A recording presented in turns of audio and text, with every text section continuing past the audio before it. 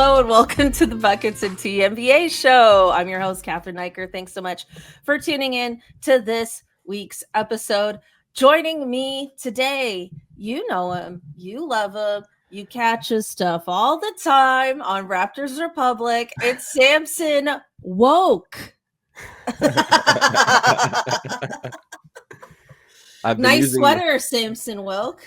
Thank you. I always remember to wear this sweater for your podcast because you are not only a legend to Raptors Republic and to myself, but to WNBA listeners. So for anybody who's listening to this podcast and hasn't listened to the Pick Up WNBA podcast, I mean, hey, that exists as well. Aw, so thank you, Cathryn.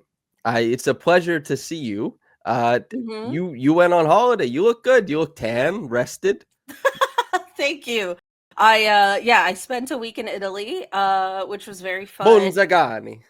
What does that mean? I just made noise. You just made up words. Martin Scorsese, you know. I did go to, it was very random. I did a lot of random things there. I went to this, it was a tribute to Frank Sinatra. I was like, why not? You know, one in Rome, right?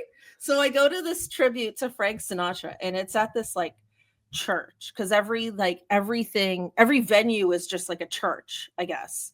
And it had this like sign that was like Jesus saves lives, and then this guy was just like playing different songs on the piano, and then they just like went off and started doing other music, like they did like the Godfather soundtrack. Wow. Which Frank Sinatra has nothing to do with, you know, other things. And then it was like him and like two, like this piano player and like two opera singers. But it was like extremely low budget, like poor lighting, like, you know, it was a real like thrown together kind of production. But they gave us free wine, and not just a glass of wine, like almost like a half liter, and like olives and little things to snack on. And then the whole thing was only an hour. And I was like, how much wine am I supposed to drink in an hour? But maybe they want you like slammed. Wait, did if it was a Frank Sinatra, did they do Blue Moon? No. I love that song. They did My Way. Oh, that's and they did oh wait, maybe they did Blue Moon. Yeah. I really like that. They didn't do New York. I mean, you know, it was really, I can't stress how random it was, but they were very talented. Like they were like the opera singers were like, wow, like blow you away. Hell yeah. Yeah. But it was like, but the setup was really like open mic comedy kind of setup, but with free wine. People love free wine. Yeah, you know. Yeah, who does it? Yeah. So I did that, saw the Colosseum, saw the Vatican, saw the Pantheon. I did a winery day trip in Tuscany, saw a 16th century wine cellar. You know, wine's a big deal there. How do you feel about that? Are you like, hell yeah, I love wine, let's get into it? Yeah, okay. Pretty much. I mean, there's like there's like hard rules there about like eating and drinking. Like you don't have like a coffee with lunch, you know. So I had like a pizza and a cappuccino, and I, you know, got made fun of kind of thing. Damn. Yeah. Mamma mia. Like truly, like literally, like they say that. Like I thought that was like a joke, but I heard it all the time. Here's actually a fun behind the scenes to turn this into Raptors. Oh, this is a story. I hope Darko doesn't get upset for it being told, but Darko told about how he started, because he loves coffee, about how he started drinking coffee and drinking Americano, or like espresso, not Americano. He was at an Italian coffee spot, and the person ahead of him in line asked for something like a latte and was berated by the Italian barista. Like, if you want that shit, you go down the street and drink it. You drink espresso here. So Darko walked up afterwards, was like, one espresso, please. And that's the day he started his journey with coffee. Oh my God. Yeah. Yeah. Wow. Why would he be upset with you telling that? Well, it was like off the record kind of. It wasn't like a formal. Sure. Yeah. Yeah, we gotta know what our coach drinks. Sure. And how he's influenced by society. Nick Nurse was the tears of his enemies. Darko is coffee. Tears of his. Oh my god. Yeah, well, his enemies have been laughing more than crying, so he's maybe running out. You can cry when you laugh. They're laughing that hard? Yeah, maybe. It's like the one emoji that's like, and the tears are coming. All right. Well, we're 5.5 minutes in. We should maybe talk about some basketball. So the NBA Cup has come and gone. I have a few questions for you about this, Samson. One, I want to know, do you feel the NBA Cup is successful? Because I've been pretty critical about it. I also want to know, do you think the Bucks are back? Are the Milwaukee Bucks for real? Okay. So I need you to state your take on the cup, because I think I'll be a foil to it. So I'd like to react off of what if you're hard on it, I want to come the other way. I just feel and I feel like this might come up again later as we talk about All-Star, but I just feel like we're forcing this thing that doesn't really matter onto people. It's fetch. It's not going to happen. There we go. That's how I feel about it. I mean, it's kind of I don't know. I mean, there's the flip side where it becomes Valentine's Day, where it's Valentine's Day is kind of a nothing holiday, but people do celebrate it and take it seriously. Oh, yeah. Okay. But right now it feels like the latter. It just feels like this forced thing. The reason why I like it is I have disliked the trend of rings culture. The complete devaluation of anything and everything that happens in the NBA that isn't who lifts the cup at the end, or not the cup, the champion, the Larry O'B at the end. And also it even got so bad that everybody started trying to well, this is a Mickey Mouse chip, and that happened for the Lakers because they were in Disney World, of course. But also people try and invalidate everything. People try and invalidate everything in the NBA. Oh, it's lame. It's no good. This is true. The basketball is no good. Oh, what was their route to the chip? It's I don't care, man. They won. This is what we play for. This is what the game is supposed to be happening.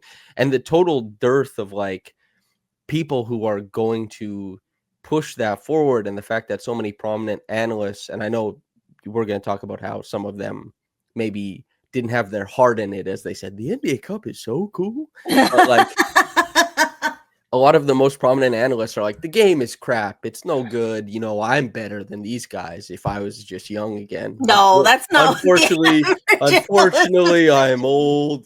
That's super big vibes that way. So I like when they say hey, other things matter. We have this, and of course they tried to say it all matters, and everyone's nope, it doesn't. So they're okay, but now there's a cup, and people get money, and the players try, and everyone cares. Can you please care? And I actually like that, because I think when I watch soccer, in the Premier League, I see teams that, maybe they'll be 14th in the table. 14th is not going to get you anywhere. It keeps you out of relegation, but it's not going to net you anything super important. But they might make a cup run in the Premier League, the cup during the season. And that means so much to the fans. It means so much to the team. It allows other teams to see them. It allows them to have matchups against these huge clubs and to go one-on-one against them. That is what I love. And I would love if the NBA was able to emulate that. If there was more than just the championship that was important, that you could compete on several levels and you could derive meaning in every single one of them. To me, that would be sublime. And I think this is not a perfect step, but a step towards that. Right. I mean, but in the Premier League, for example, how much buildup do they have towards said cup? Well, there's a couple different cups, and there's the one is more expansive and is all the English teams, and the other one is a little bit more selective. But build up is, I don't know, they have they have groups in the one, you make it out of your group, or they have the other one where you're like in the round of 64, round of 32, and you just keep advancing. And that's how you end up getting to the final. It's not framed the same way as the NBA because the NBA doesn't want to devalue their regular season and they don't want to add more games on top for the players. I mean, soccer's having this problem right now. Players are like, we play too much. But what they have done successfully is get buy-in from the players, from fan bases on what these cups mean. The Premier League, people really care about the Champions League. They really care about the pennant. They really care about domestic cups. There's so much you're able to win. There's so many aspects of competition. That's really healthy. And I would like the NBA to be able to emulate that, basically. And do you feel like those cups matter just because, or are there like as a fan, from a fan perspective, what's the emotional incentive? Like, you're just like, oh, my team could win a thing. It's a lesser thing, but it's a thing. Yeah. We all love winning things. When you go to the claw machine and you get something, you've spent $18 in toonies, but you get something that's worth. It felt very specific based on real life experience. And you get something worth 18 cents. There's a sense of like, hell yeah, I did it. We all want to win something. This is why hobbies are so important as an adult. You don't get progression everywhere in life all the time. You don't just get to keep getting promoted in your job. You don't get married every other year. But when you do hobbies, when you improve yourself and work on yourself, you get progression. You get to improve at things. You get to get little wins. Cups are little wins. Is this what you think of when you're rock climbing?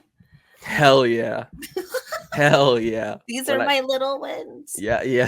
No, it sounds funny, but it's my brain is like, hell yeah, we're winning at something. No, it's good. I mean, that's probably how you felt every paddle of the kayak. Win, I went kayaking in Rome. Win. No, I was thinking survive. Get through this. In a cup format, that works just as well, very intense. And then I had moments where I was like kind of lying back in the kayak, sighing, like, oh my God. But anyway, yeah, I just look, maybe time will tell. Maybe as time goes on, it will gain its relevance. But it just feels forced to me right now. But the Milwaukee Bucks won, really resounding win against Oklahoma City. The one thing I will say that might be a longer term repercussion from this specific game this year is that it was such a dominant win that I actually think this will hurt SGA's MVP chances. You know what I mean? Because it's a game that has more eyes on it. And it's such a narrative driven award that I actually think, because we had, two teams that, are going to be relevant in the playoffs this year. I actually think it might hurt his chances now. And it might improve Giannis's chances as a result too, because he's really carried this entire team through, what was a bit of a struggle bus to start the season. I think that's a really good point. I think the Bucks are they must be close to 9-1 or 8-2 in their last 10. They've gotten things back on track. Giannis is averaging almost 33, almost 12 and 6 on incredible efficiency.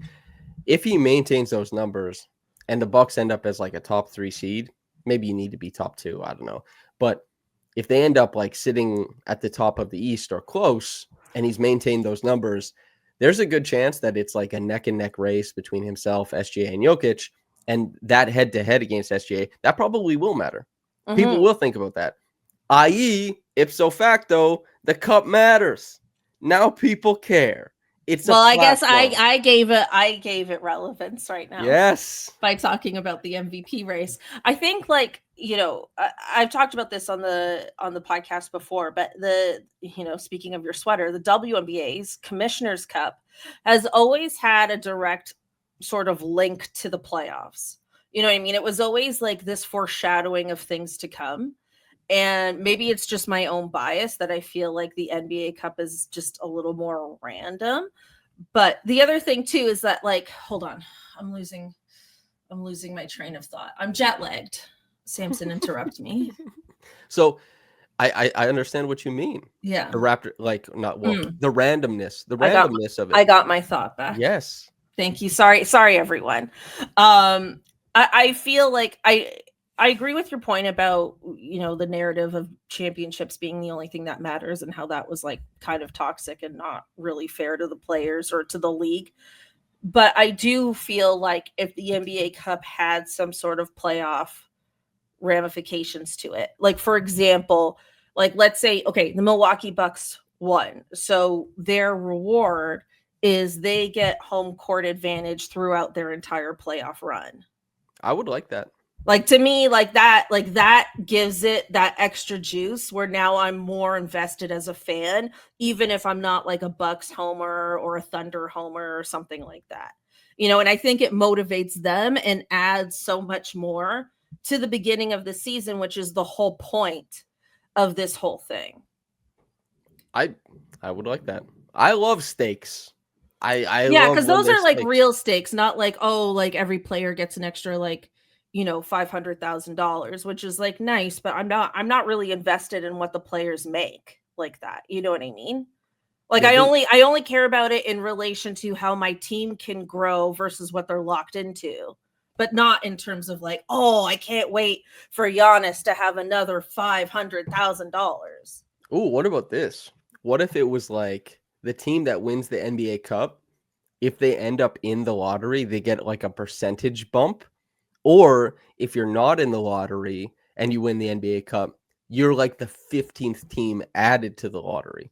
That kind of stuff would be really cool. I like that too. Yeah, because you need an exception for that. That's a good point. Yeah, that I think if they added that, suddenly it's like infinitely better. Yeah.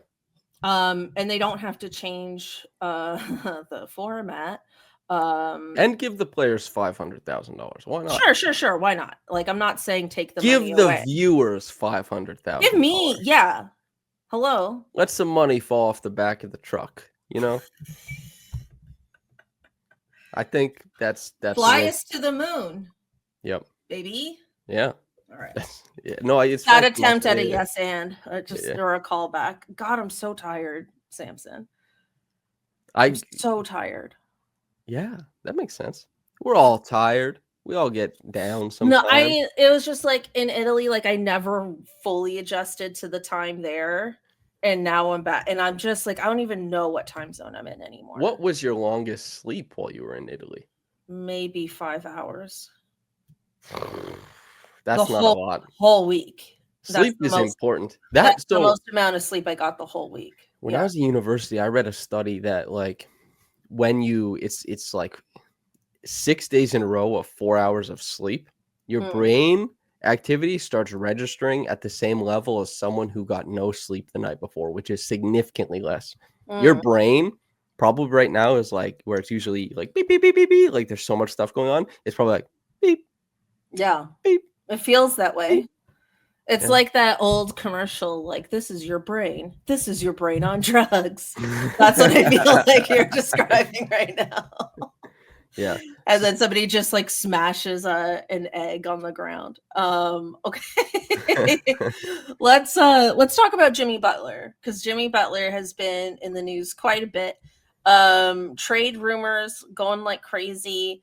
His agent released this statement being like, Jimmy Butler has not requested a trade. This is an outrage. Mentioned the fact that he's a father for some reason. I don't know, like really took it personal on a different level that we don't normally see agents do. But these trade rumors continue to persist. And I guess, the situation is Jimmy Butler's 35. It's heavily rumored that Miami does not want to re-sign him after this season. I think he's eligible for like a 2-year extension and that they don't want to give it to him. Apparently, he doesn't quote unquote fit with the timeline of the rest of the team, where like the rest of the team's like under 27 or something like that. That was one pundit's theory. I want to ask you, like, do you think the Heat should trade Jimmy Butler? Where would he be a good fit? Where do you see this going? So, first thing I will say, when the Raptors played Jimmy Butler, I had a friend point out to me, Jimmy Butler with the white headband and the red braids. Yeah. It looked like he was wearing a Santa hat. It looked like he was running around playing basketball with a Santa hat on. Awesome. Secondly, I thought that was gonna go somewhere more. No, it's just a fun thing. Secondly, I am so pro anti Shams. I don't care about news breaking. Here's the info 3 hours early. Cool. Now, goated. So elite. Now we know it 3 hours earlier. This is awesome. We should change the whole way that the industry works based around that. That's the most valuable thing. Why? No, it's like, you know, like used to be journalism. Like Woj was American currency and Shams is crypto, right? Like I just feel like that's how I see them. And now we just have crypto. It is the degradation of journalism. And like Woj is also guilty of this. And he knows he's guilty of this as well. There's a bit of like self-awareness there. But they're like Shams, when he would get like an elite interview, he wouldn't even write anything. He would just transcribe the interview.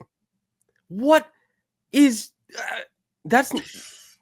I mean, what are you? I didn't even realize he did that. No, but that's no fun. You know, like you read like Tyler Ricky Tynes or something where he hangs out with a couple years ago Shea for like a full day, and he writes this beautiful piece that, of course, includes quotes from Shea, but it's like the outside perspective on Shea. It's intelligent. It's thoughtful. It's a look into him. It's not just like, here's what he said. You know, and we've just completely degraded journalism. We really have. For what? So you and I can sit here and be like, is Jimmy Butler gonna be around? Oh, come on, don't do that. Well, no, we're not at fault. We're totally innocent. We're just downstream. But listen, yeah. I like to think of myself as an informed fan that wants to genuinely have fun with this sport. That's truly how I see it.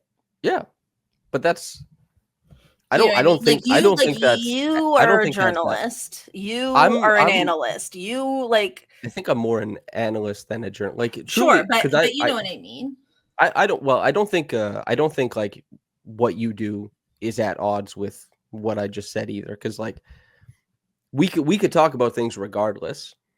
Everybody's gonna talk about things. It's just whether the industry is geared specifically for that. Like I'm an analyst, yes, but I'm not doing that much journalism. I'm not getting like that much access to write like the types of stories that were available however many years before isn't the same. I don't typically do a lot of like features. Like Katie Heindel, who you just had on for last week's episode, does like a tremendous amount of journalism. You know what I mean? Whereas I do like analysis, which is also like a newer wave. No, it's a good distinction because when I'm reading it, I see it as like, I guess like your analysts is, would you say it's an opinion? Because to me, I feel like I'm reading a piece of journalism as an outsider. I try to humanize my analysis, of course, but it isn't imbued with the same thoughtfulness. It's not imbued with as much of the player's perspective as journalism should ideally have. You know what I mean? Like I try to do it in a humanizing way, but that doesn't make it the same as like journalism storytelling. Like I wouldn't elevate my analysis to that point. I think it's analysis and from my chair at home, and I like doing it. I'm glad people enjoy it, but it's not quite the same, I don't think. Okay. Yeah. Nice little sidebar there. Well, no, that'll be our clip for the week. Yeah. Well, what I mean to say, and like I hope it didn't come across this way, but I'm not saying blah Shams to elevate myself. I don't want to elevate myself. I'm saying like Shams, I don't like that. And it's nobody but like that, like the newsbreaker culture. That's the only thing. Nothing else falls under that for me. And I think the issue in this case too was that it wasn't completely accurate. Right? Like it's one thing to break news. It's another thing to be quote unquote breaking news that isn't completely truthful. Right? Because he clearly didn't have Jimmy Butler's camp comment before breaking that news. Right? Like I think that's a big part of it. Yeah, it is interesting. Like I'm touching up my lip gloss. I'm just sure gonna do it. as you talk. Well, the interesting thing too is like maybe Shams is correct, but again, like this is the thing too. There are levers of power that journalism is supposed to, like when you're doing journalism, that you're supposed to question when you're like going up against that kind of stuff. Mm-hmm. And a lot of the levers of power in the NBA have only gotten more powerful and are not questioned by journalism. But journalism now is like breaking like trade info news rather than like kind of unearthing some of the stuff that goes on behind the scenes in the NBA that probably needs stories to be told, or stories that are relevant to the human side of things. Those kind of stories being told. It's like, well, I think Jimmy Butler wants to get traded, and now there's beef between an agent and a reporter. It's just like, it's all very adjacent, I think. What would you do if a player's agent looked you dead in the eyes and was like, listen, man, I'm a father, and I don't like what you had to say about my client? It just made me laugh because I was like, this is not relevant. So I've been critical of players before, for sure. I've been critical of coaches and front office members, and I have actually, I don't really talk about it, but I have been approached to talk about that. I try to talk about it in a respectful way, and just like, hey, this is what I thought was good, this is what I thought was bad, and I don't think I get disrespectful really, and so anything I've been able to have that conversation, and I believe what I'm saying. I'm not being like a shill or anything like that. So usually they go okay, and most people just want to be heard anyway. Like if someone's upset with me and they come to talk to me about it, just like make sure you listen and you care about what they're saying. Maybe it informs something you say down the road, maybe it doesn't. But like, I guess, yeah, if a guy was like, I'm a father, I wouldn't push back on that. I'd be like, understood. That's funny. Yeah. No, that was a very good explanation. But back to Jimmy. No, it was. I didn't mean for that to be sarcastic. Back to Jimmy. What do you think should happen now? Where does the Heat go from here? Do they just hold on to this team because they've been playing decent basketball as of late? Do they just ride it out? Do they try to pull some sort of Hail Mary mid-season trade? What do you think they do? Well, regardless of whether Jimmy has asked out, what team he's at, like all the riffraff about agent versus Shams, if Jimmy wants to go somewhere and they are able to facilitate that because they aren't looking to, make him part of the team into the future, then I'd love to see Jimmy go to a team that's going to utilize him and to see him have like maybe a big playoffs as like a second option or third option or something like that. I think that would be super fun. But if he stays with the Heat, I mean, great. I think that team is very fun. They play unique basketball. They're always able to throw a lot of different looks at teams in the playoffs. And with Tyler Hero's ascension, I think that they have a more varied offensive approach. And I think he and Jimmy would be able to provide like a lot of interesting looks as an offense in the playoffs. But again, like you don't just team build for 1 year, you team build for many years in the future. If they truly are at odds, then I mean, sometimes guys have to go. We saw this with the Raptors just in the past year. Like OG Anunoby is beloved in Toronto. And there's nothing about OG's game that says trade him. He's just really good. He fits anywhere. But the Raptors had considerations about the future, what it looked like beyond that year. And so it became like, yes, we're trading this guy.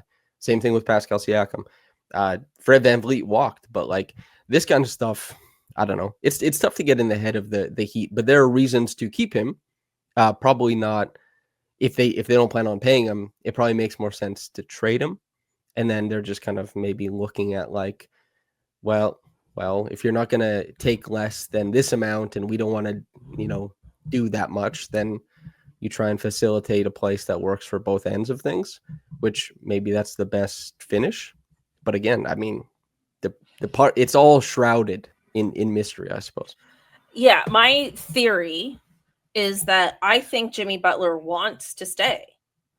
But I think the Miami Heat are kind of more of a cutthroat head office. Right? I mean, they traded Dwayne Wade, and I feel like they're not as interested in investing with him long term. But I as of right now, don't necessarily agree with that stance. And I feel like I don't know who you're going to get. Like, you're not going to get a younger, better Jimmy Butler by trading him. You know what I mean? It's like he's really good. And I think players we're seeing are having more longevity in their careers now. You know, it's not like you turn 34 or 35 and you fall off a cliff. Like, that just isn't happening the way it maybe once did. So I feel, and you know, and if all their heat culture BS is real, then he should be healthy, right? So I feel like I don't understand why they would just move off of him, because they're a good team in a really bad Eastern Conference. And if in this era you can say you made it to the finals twice, maybe even a third time, you know, you didn't win a championship, but you had a really good team for a solid run.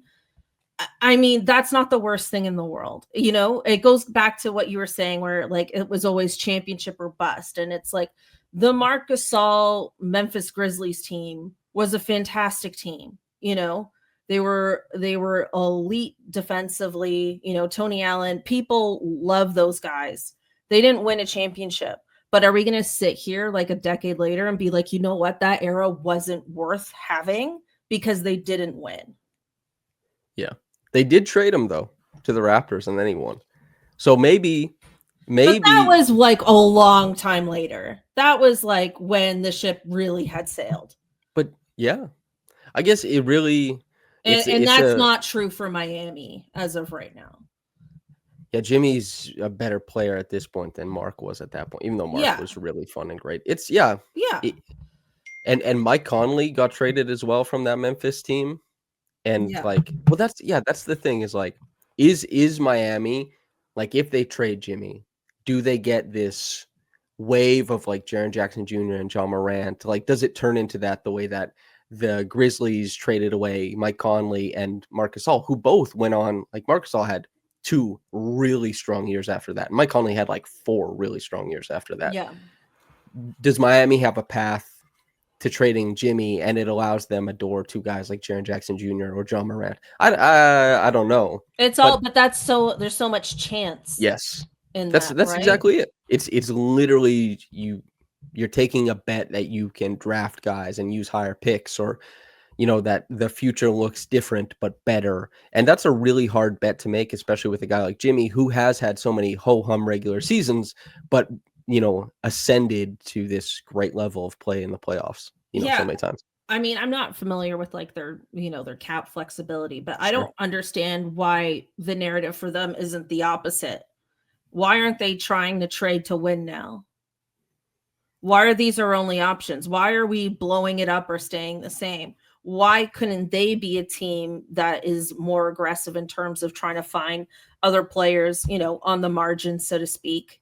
You know, maybe a Duncan Robinson gets traded for somebody, I don't know, you know what I mean? And level up that way and give this like a real shot, because they have been so close for so many years. Like, I don't know. I just feel like it's weird. It's weird how everyone's just so ready to give up on this team. Is it possible? And again, I'm not super familiar with their cap situation, but let's say every time a superstar asks out or is like in a place where, like, you know, Houston is watching Devin Booker closely. So is Miami, because they think like, well, if Devin Booker doesn't want to be in Phoenix at any point in time, like, that's the guy. He's a for sure all NBA player. He'll be good for like 7 more years. You know, like, he plays defense. He's so good offensively. Miami, maybe the Jimmy stuff is they know they're a super desirable destination. They know they'll have Bam Adebayo. They know they'll have Tyler Hero. I think Duncan comes off the books pretty soon. Like, they'll have money. Maybe they want to be the team that like can make a big trade to get those guys who want Miami as a destination. Like Dame wanted Miami, or maybe they think they can make a splash in free agency, even though fewer and fewer players actually make it to free agency. I wonder if they're looking to the future and seeing that, like making themselves a home for the next star after they were the home for Jimmy Butler after he left the 76ers. Like, maybe that's the thought behind it.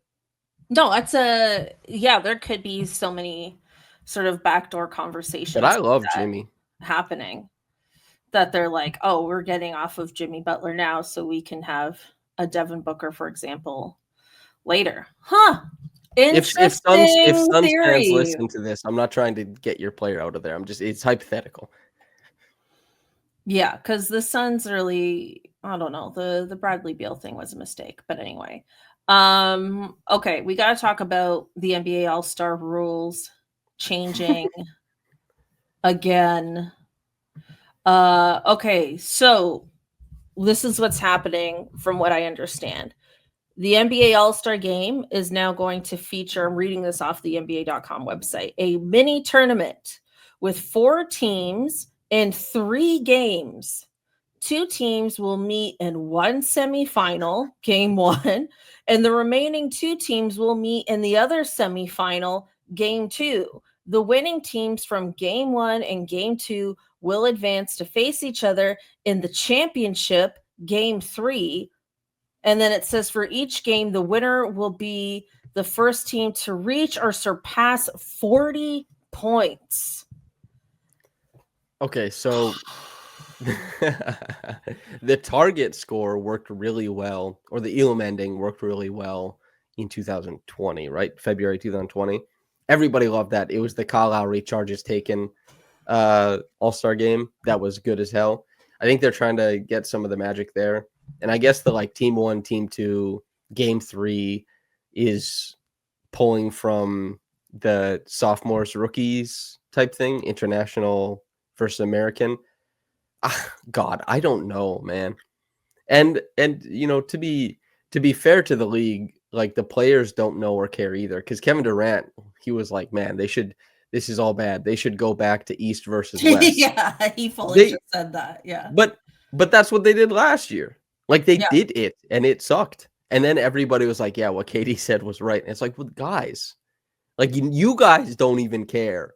And that's the number one distinction is like KD participated in this game last year and he doesn't even know the machinations of it because he doesn't care. Like they can try and do as many different things. I don't know how you get the players to care about it. I find as a fan of the game a bit insulting how much they don't care because this is the one event. It's the fan weekend. It's the fan weekend. It's supposed to be about celebrating the fans. And to me, really, the All-Star weekend is supposed to be about kids. It's supposed to be, yes, it's celebrating the fans, but in particular, the young fans of the game. That's what I feel NBA All-Star weekend was and should be about. And yeah, the fact that they don't care, I think, is like a real slap in the face as a fan. And I think all of this, stupid format changing stuff, it's all very gimmicky. That's the word I'm really looking for. It's all very gimmicky. And that's kind of how I feel about the NBA Cup too. It's all very gimmicky.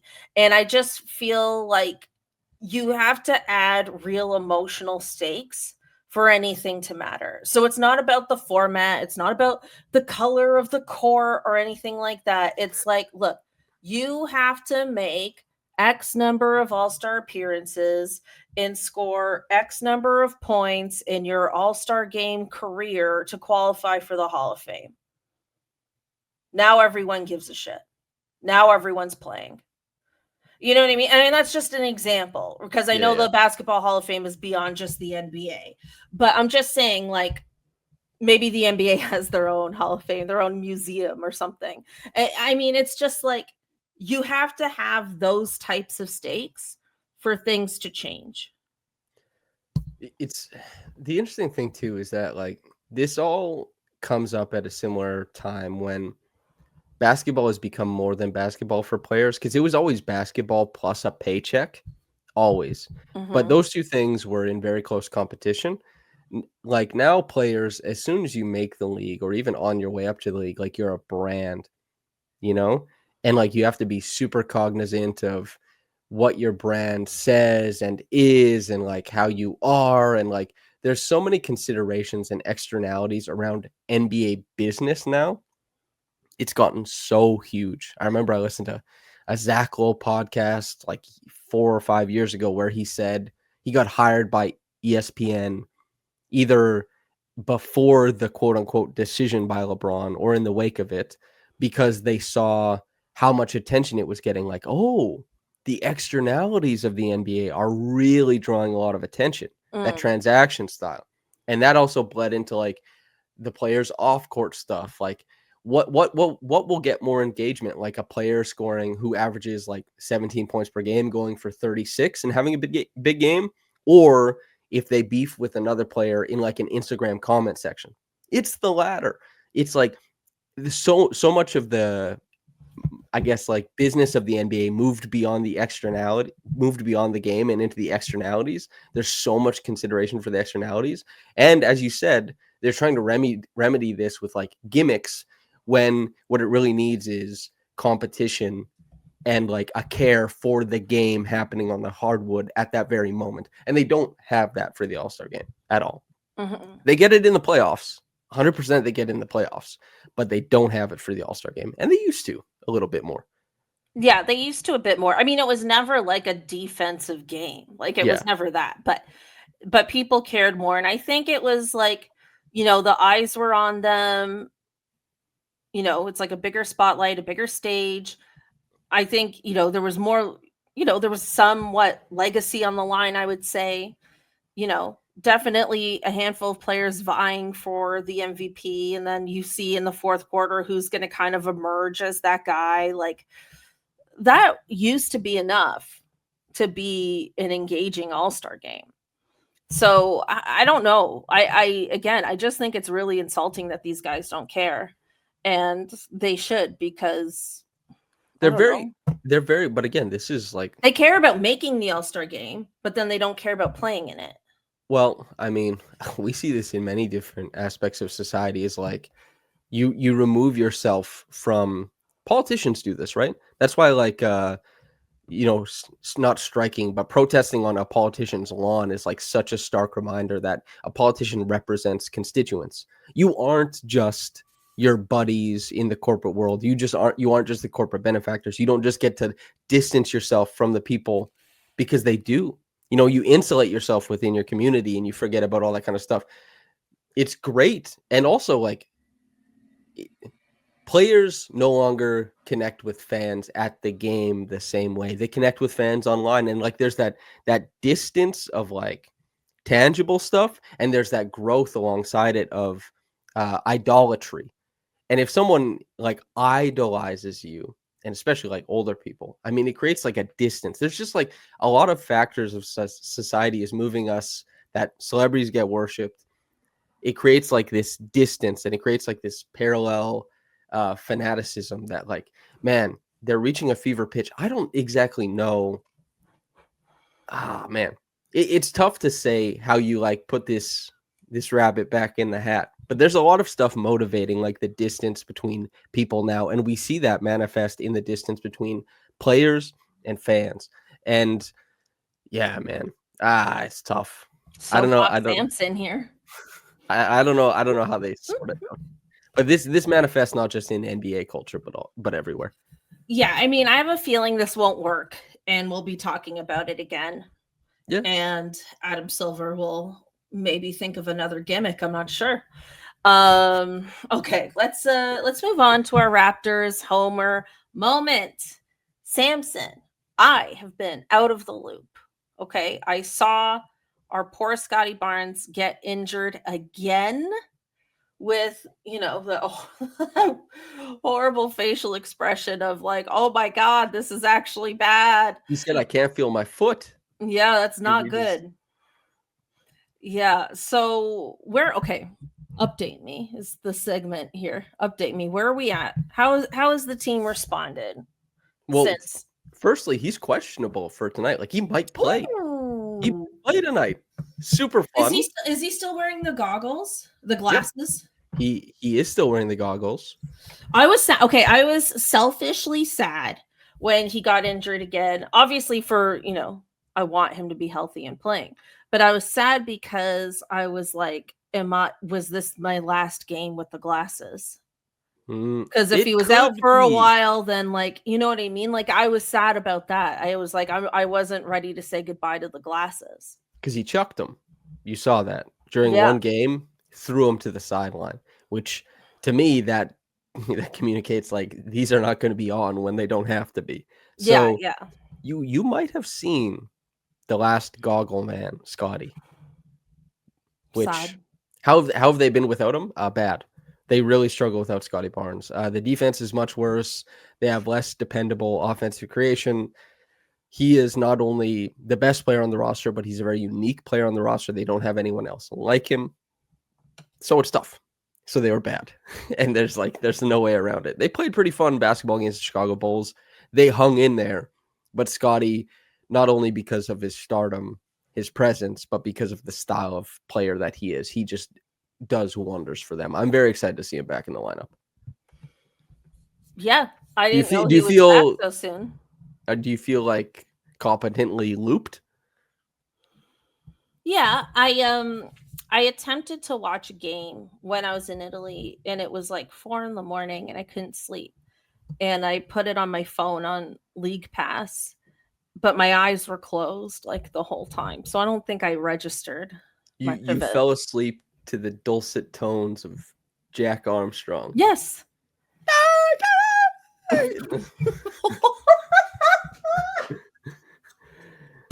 When you're falling. Come on, Jack. They're back in this 10-point lead. Let's get back. No, it's not so bad.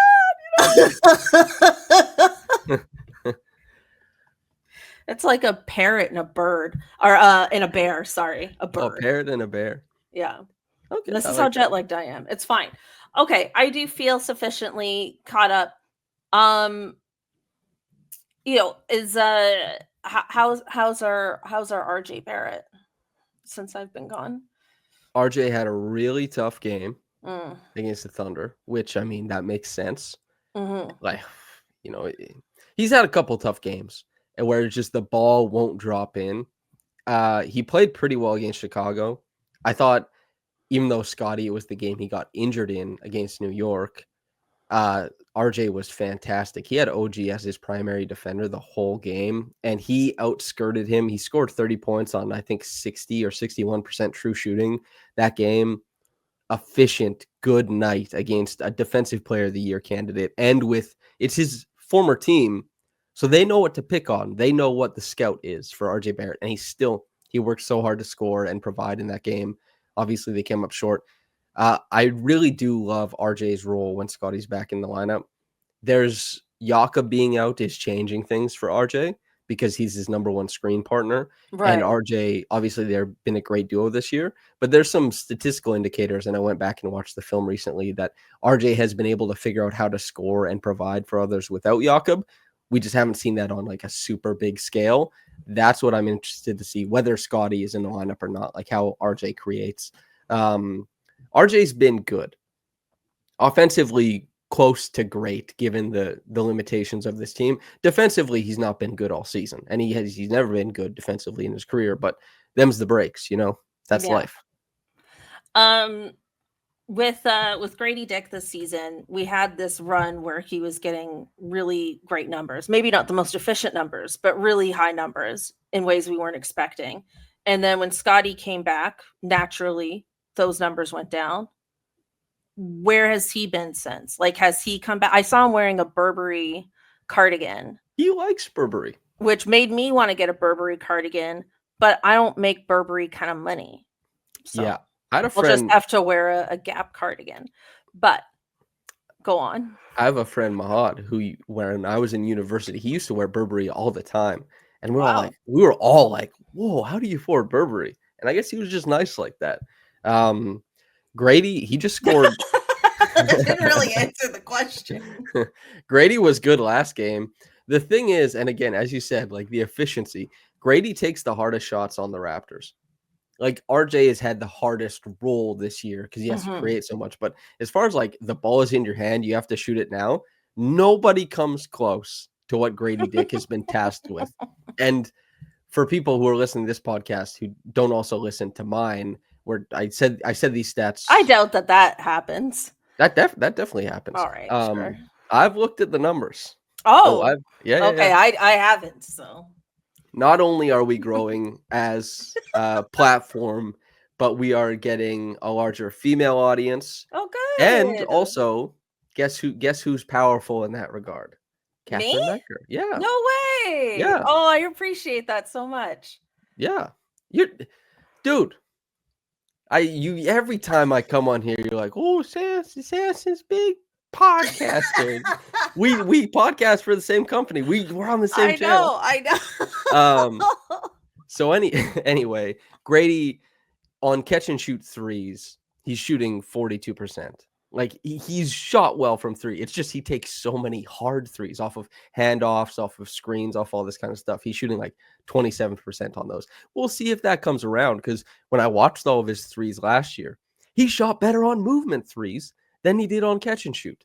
So it's rubber banded a little bit. I'm looking for when it equalizes in each category, I suppose. But yeah, Grady, he's super fun. He's also, I wrote a piece that's out on raptorsrepublic.com. He's been the best driver from his draft class. As far as like when you think about when you think about the volume of drives, when you think about the efficiency on the drives and the lack of turnovers and assist rate, he's been the most effective driver from his draft class. And of course, a lot of that is against closeouts, because he's seen as such an elite shooter despite shooting 34%. But again, big shout out to Women Writing in Sports. Caitlin Cooper in 2021 wrote this incredible piece for the 538 about how 3-point percentage isn't what dictates how you're seen on the court. Because she wrote this great piece about Eric Gordon, who was shooting 31% from three, but that team's always freaked out when he had the ball, always gave him long closeouts. Grady is selling this image of himself. He's like, I'll make that shot. He's not making that many, but every team believes that he will make them. So they run him off the line. So he goes to the rim, and he's been the best in his draft class. So Grady has been fun. Yeah. And he was the 13th pick? He was. Yeah. Wow. Like Kobe Bryant before him. And Devin Booker, Kobe Bryant, Devin Booker, Tyler Hero. Wow. Yep. Good company. Yeah. Some better than others. Some better than others. But, pretty good still. Mm-hmm. Who did we get that year instead of Kobe? Oh, Marcus Camby. Yeah. Good memory. Nice. Jeez. I know a thing or two. All right. It's time for our hottie highlight of the week. And, since I've been away, I didn't get a ton of hottie content. So we're going to do something a little different here. I have given Samson 2 options, but then the option for him to provide a third if he feels he has come up with something better than the 2 I've provided. So here we go. Number 1 is Trae Young rolling the dice on the New York Knicks court. I was happy to see this rivalry renewed, even for a brief moment. I'll give the NBA Cup that. Okay, because that was one of the most fun series we've had, frankly, this entire decade so far. Mm-hmm. And, it's been a bit of a shame that Atlanta hasn't gotten their, stuff together to have this rivalry continue. I digress. There's that. Then there's also Greg Popvich coming out, letting us know he's recovering okay, and to thank everyone for all the well wishes he's received. And it was nice to hear from him again. I am going to just do both because I really like both. One, yeah. Hey, this is not so bad. Greg has a special place in my heart because my first scrum with Greg Popvich was one for the ages. And it was so Greg Popvich that they didn't release the pregame scrum because he was so rude. Wait, walk us through this. Tell us the story. Greg Popvich gets asked, I won't say the reporter's name. I like the reporter. He's a good man. Asks Greg, LeBron James had just recently set the scoring record in the NBA. Okay, yeah. And the question revolved around hey, LeBron James did this. And then Greg was like, oh, I didn't know. Thanks for telling. He's being sardonic. Yeah. And so everyone chuckles. Yeah. But the reporter pushes on, which is what you're supposed to do, and says, LeBron has lasted so long, talks about doing all that kind of stuff. And then at the end finishes with, do you think maybe how much longer are you going to coach? And Greg Popovich's head snapped, and he was like, that's how you got to that question. He he was totally like taken aback by it, and he used it as a means to like crack 8 jokes in succession and be like, and he was like, "This is actually, I'm gonna quit because of the questions I get asked." and actually, when he walked into the room, he was like, "I'm in my oats tonight." Like he insinuated that he had been drinking prior to the game. So he was, whether or not that's in real, my oats. Yeah. Is that that's what people say? When I looked it up afterwards because I was like, I don't know what the hell that means. So anyway, he was like in rare air. He was so funny, and it was great. It was really great. That is a terrible question. It was a tough one. I'm sorry. Like, I mean, I'm sure, this person, we don't know who they, good man. Sure they're a good man. But that's a really bad question. It was a tough question. Yeah, I remember. I think everybody in the room was like, "I can't believe you asked that." But anyway, it was really. But also, funny. it's just a strange segue. It's just no. Them's the breaks. I don't want to be too hard on them. I just want to convey that Greg Popvich was in rare air. This was my first time seeing him talking to Greg, and the fact that he had that performance, given that since I'm a baby, I see this guy being like a funny coach who's always like, sardonic. Rick Carlisle just did it to us a couple weeks ago. Like, really, he was like not having anything, and it was fun. It was good. Wait, what did Rick Carlisle say? Oh, Rick basically shut down every question that was asked of him, and like, interesting.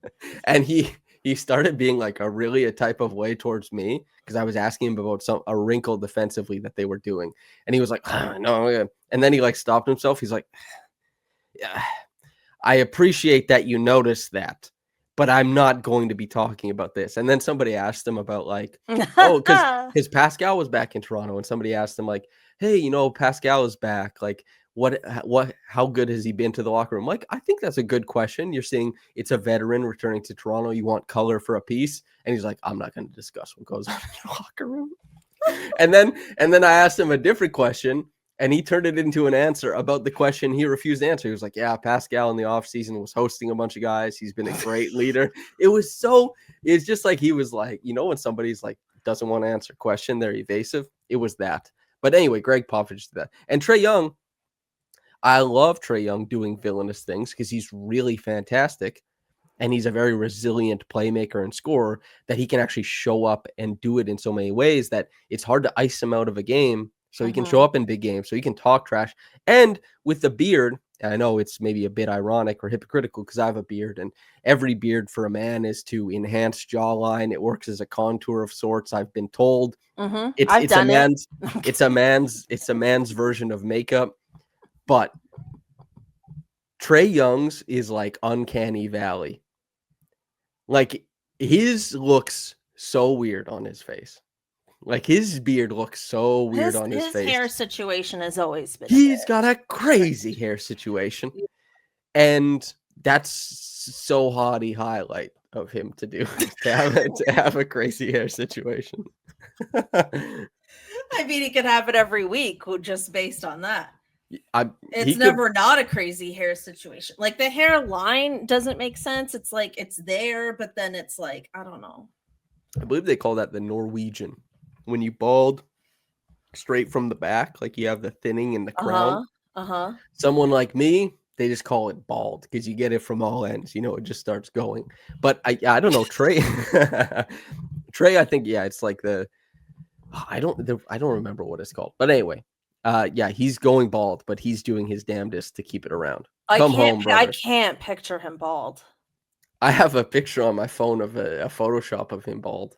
Can you show us? Is it it'll take too long to find. Pull it? Yeah. Well, all right. Let's. It's a bald white man praying to like an angelic version of Trae Young, but he's bald. It's awesome. Yeah, our algorithms are different. Let's wrap it up there. Oh wait, I have one here. Wait. Oh, please. Wait. Oh, it disappeared. This is gonna. Our editor Daniel is gonna have a hard time finding a hottie highlight clip this week. What the no? So that's not the meme, but I just Googled it.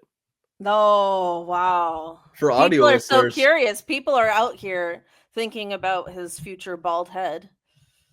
I think They're out here. it has been a consideration of the public for some time.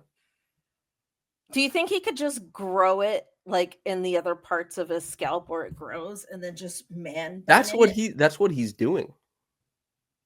Yeah. He's growing it elsewhere and using it. He should just man bun. I think he could pull it off. Yeah. Probably could. A top knot. Yeah. Yeah.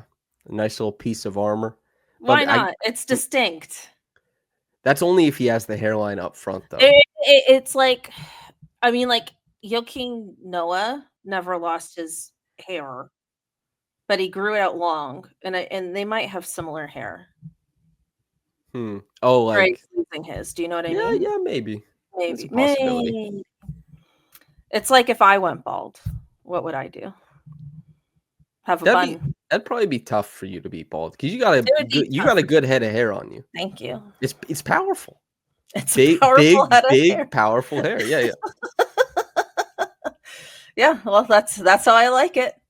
All right. Okay, we'll wrap it up there now. Samson, thanks so much for joining me. Quick programming note, we are going to take the holidays off here at Buckets and Tea, so we will be back early in the new year. I think January 2nd is a Thursday, if I'm not mistaken. Oh, why is my calendar so bright? Wouldn't it be January 3rd? Yeah, but I record on the Thursday. Oh, yeah. So January 3rd will be our next episode. So Samson, let us know what you're up to. Let us know what you're up to this holiday season, where we can find you on the internets. What do we have to look forward to? I'm gonna try and have I'm gonna try and stock up a couple of video essays so that people can watch over the course. Trae and I think, are gonna have a Christmas Day mailbag. Or maybe a Christmas Eve mailbag that we can record beforehand and then just release then. And I will be at Trae's for Christmas. It's a co-host's Christmas that we're doing together. Yeah, that's exciting. Yeah, so that's what I'm doing for the holidays. And then I guess when the games are going, like the 23rd and the 26th, it's normal game coverage from me probably. Right. No rest for the wicked. Yeah, I mean, the NBA Christmas Day games, like my family isn't a huge basketball family, so it's hard for me to watch all those games that day because they're not interested in it. My family always, those games are on in the background. Like that channel just plays the whole day. It plays all the basketball. I need to have Christmas with your family just so I can enjoy basketball. You probably would like my family's Christmas. We have a pretty good Christmas. It's pretty nice. I bet you do. Yeah. Yeah. You also, with the big, powerful hair, you could command a lot of respect in a room full of mostly bald men. Wow. Your family is mostly bald men. that would be like great. that would be great color in like a Wikipedia article or something on somebody. It's like he came from a family of mostly bald men. That's a joke from Community where I think Britta says, "You know, Annie, I come from a long line of wives and mothers," and she says, "Most do." You know, it's. All right. Well, thank you everyone so much for listening, for tuning in. Like, subscribe, leave a positive review. It always helps. And happy holidays.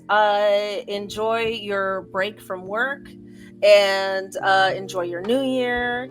And we'll see you on the other side. Bye, everyone.